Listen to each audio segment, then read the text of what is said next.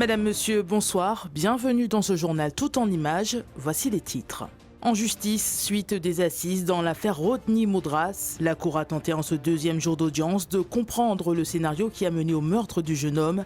Experts et témoins se sont succédés à la barre. Le cri de détresse de toute une profession, des marins-pêcheurs se sont rendus aujourd'hui à la CTM pour dénoncer le non-paiement de subventions, des fonds essentiels pour le maintien de leur activité. Ils ont été reçus par le président du conseil exécutif. C'est un coup de pouce, bienvenue à la veille des fêtes de fin d'année. La prime de Noël est versée à partir de ce mardi. En Martinique, ce sont plus de 28 000 bénéficiaires qui sont concernés. Un soutien indispensable pour les foyers, vous le verrez. Deuxième jour du procès du meurtre de Rodney Moudras devant la cour d'assises de Martinique. 11 ans après les faits, l'audience entre dans les détails de la scène de crime.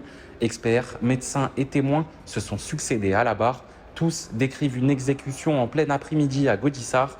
Plusieurs tirs, une violence extrême, mais aussi des souvenirs parfois flous, des versions qui divergent et toujours la même question.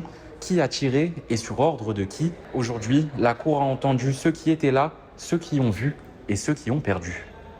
Le 26 février 2014, en plein après-midi, à Gaudissart, la victime est touchée à de multiples reprises, sous les yeux de plusieurs témoins et de sa mère. À la barre, un premier témoin revient sur la scène de crime, une Renault Clio blanche, 2 tireurs et des coups de feu tirés depuis le véhicule. Les enquêteurs évoquent plusieurs armes utilisées, des étuis retrouvés au sol, mais aussi des zones d'ombre, notamment sur les projectiles et les prélèvements biologiques. Les médecins confirment ensuite l'extrême violence de l'attaque, 16 plaies par balle sur la victime, dont plusieurs à la tête et au thorax. Les experts évoquent au moins 3 trajectoires mortelles et une exécution à bout portant. Les témoins présents ce jour-là décrivent une scène de panique, des tirs nourris, des hommes cagoulés. Certains affirment avoir vu un tireur descendre du véhicule pour achever la victime et lui arracher sa chaîne. Mais 11 ans plus tard, les souvenirs s'entrechoquent, les versions divergent sur le nombre de tireurs, sur leur position, sur l'enchaînement précis des faits. Aucun témoin n'est aujourd'hui en mesure d'identifier formellement les accusés. À l'audience, la mère de Rodney Moudras s'effondre. Elle affirme avoir reconnu les hommes dans le box. Elle évoque un contrat et accuse des donneurs d'ordre, toujours absents de ce procès. La défense, elle, pointe les incohérences, des témoignages tardifs, des hypothèses multiples et une enquête qui, selon elle, n'a jamais permis d'établir une vérité définitive. 2 hommes sont jugés pour meurtre, présentés comme des tueurs à gages, mais sans commanditaire à la barre. Le procès se poursuit toute la semaine avec un enjeu majeur, faire la lumière, enfin, sur ce crime resté sans réponse depuis plus d'une décennie.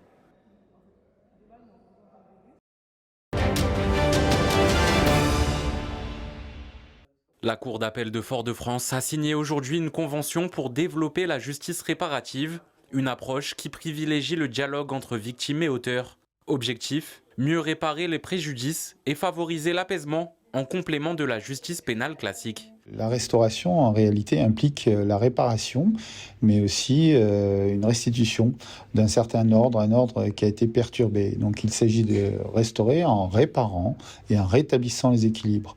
Et en réalité, la justice restaurative a une vocation première, c'est celle de combler les carences d'un procès pénal qui ne répond pas à toutes les attentes, qui ne prend pas parfois en compte suffisamment la souffrance des victimes et qui peut aussi aboutir à ne pas permettre à l'auteur de percevoir l'ensemble de ses responsabilités et surtout l'ensemble des conséquences de son acte. Premier objectif, tout simplement, c'est de réparer profondément la souffrance de la victime, qui n'a peut-être pas été suffisamment prise en compte dans le cadre du procès. Le deuxième objectif, c'est de responsabiliser l'auteur, lui faire percevoir pleinement l'ensemble des conséquences de son acte, leurs implications personnelles et sociales.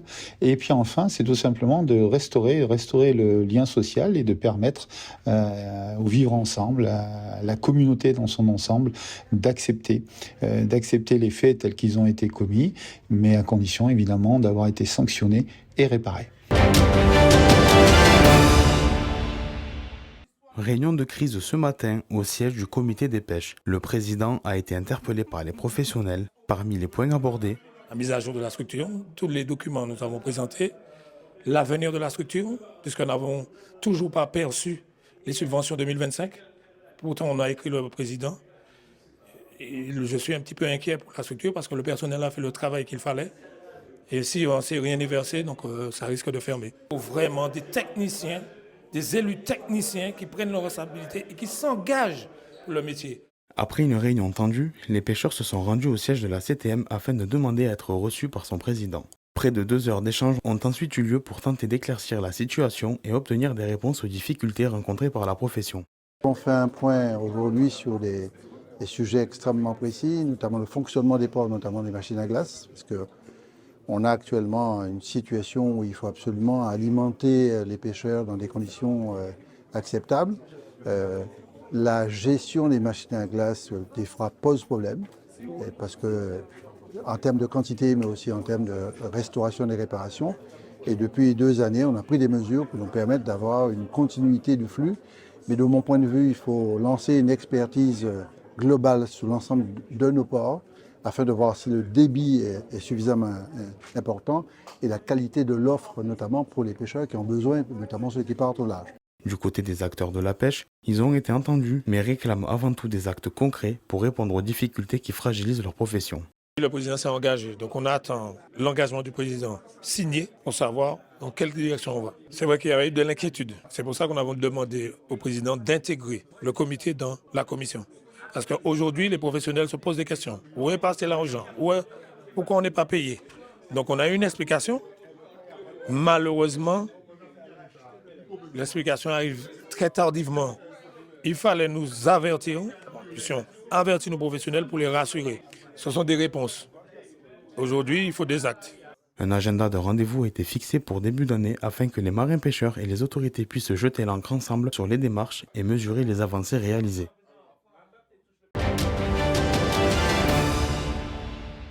Signature de contrat d'embauche pour 3 jeunes martiniquais et remise de certification de compétences pour 8 autres.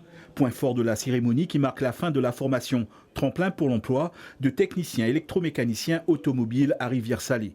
Un programme mis en place il y a 3 ans par le groupe GBH et le RSMA avec les partenaires France Travail, les missions locales, la Chambre des métiers de l'artisanat, l'UCFA et Martinique Automobile. Il a fallu beaucoup de motivation et il fallait croire en soi. Ce fut un plaisir d'avoir cette opportunité. On avait un très bon prof aussi de mécanique, je veux dire ça. Il nous a aidé beaucoup pour réussir à ce stade-là, beaucoup. Il y a eu beaucoup de travail à faire ce soir, surtout. Il y avait quand même beaucoup de complexité, surtout au niveau des examens à la fin. Mais ça s'est bien passé quand même. C'est un jour qui symbolise leur effort. Nous leur remettons leur titre professionnel de technicien électrotechnicien, donc spécialisé pour les véhicules électriques. Et surtout, Martinique Automobile s'est engagé à signer avec eux un CDI. Ça a été fait il y a quelques minutes. Donc c'est une insertion, une formation réussie. On forme et surtout on embauche en entreprise sur notre territoire. L'idée était de dire qu'il y a des jeunes qui ont un parcours difficile et nous devons aussi mener des actions dans leur direction pour essayer de leur redonner la possibilité de rentrer dans le monde de l'entreprise. Et donc on a sélectionné ces jeunes qui sont d'abord passés par le RSMA, ensuite qui ont été dans le CFA de formation en alternance avec notre entreprise Martinique Automobile. Et l'idée, c'est de leur dire, formez-vous, il faut croire en vous et de nouveau, vous aurez l'opportunité de rentrer dans le monde de l'entreprise, de vous épanouir et d'y prendre du plaisir. C'est une aide bienvenue en fin d'année pour des millions de familles. La prime de Noël. Son versement débute à partir d'aujourd'hui. En Martinique, l'allocation versée par l'État s'élève à 5 600 000 €. Un coup de pouce qui intéresse 28 000 bénéficiaires. Ça met un peu de beurre dans les épinards, effectivement, pour soi-même, pour les enfants, pour les amis, pour la famille. J'ai des amis à moi qui sont bénéficiaires et je trouve qu'arriver au 15-20, je trouve que c'est trop tard. Il y a des familles qui... Par exemple, il y a souvent des promotions. Dernièrement, il y avait une promotion à Jouer Club, moins 20%. Ces familles-là ne peuvent pas en profiter parce qu'ils n'ont pas encore touché leur prime. La prime de Noël s'adresse aux personnes ayant bénéficié en novembre ou décembre de minima sociaux comme le RSA, l'allocation solidarité spécifique ou l'allocation équivalent retraite. Le montant de la prestation dépend de la composition du foyer. 152 € pour une personne seule, 228 € pour le couple sans enfant, idem pour le parent avec un enfant. Le couple avec un enfant, 274 €. Pareil pour la personne seule avec 2 enfants. Le couple avec 2 enfants bénéficiera quant à lui de 320 €. Une majoration de 60 € supplémentaires par enfant est en place. Mais cette année, en Martinique, cette aide serait en diminution par rapport à 2024. Pour la Martinique, ça représente environ 500 000 € de moins que l'année dernière. Donc plusieurs raisons à cela peuvent l'expliquer. La première que je vois serait la mobilité du public concerné par le RSA. Donc il faut laisser le département. Par ailleurs, c'est aussi si ces personnes ont trouvé du travail, ils laissent le RSA pour basculer en prime d'activité. Et enfin, nous avons eu à intégrer une réforme de solidarité à la source qui permet d'avoir des déclarations déjà pré-remplies. Donc, éviter les sources d'erreurs et d'erreurs de calcul. Au niveau national, plus de 2 millions de ménages recevront la prime de Noël. Elle est versée automatiquement et devrait s'étaler jusqu'en janvier 2026.